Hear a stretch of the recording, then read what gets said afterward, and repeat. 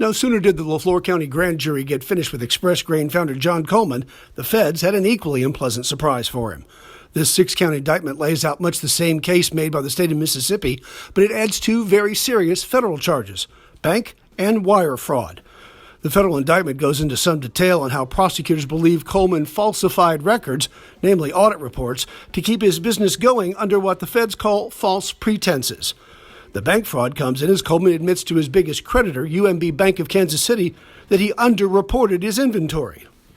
I didn't think about what's important to the bank to facilitate the financing. The indictment lays out how prosecutors believe Coleman shorted the grain he owed UMB, selling the excess to other buyers and pocketing the profit.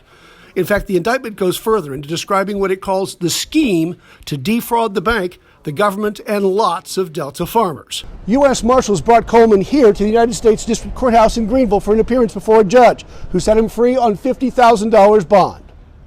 The feds set a long list of conditions for Coleman's release.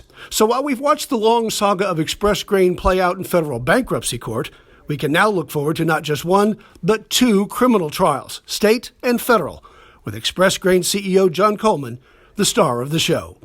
Dennis Turner, the Delta News.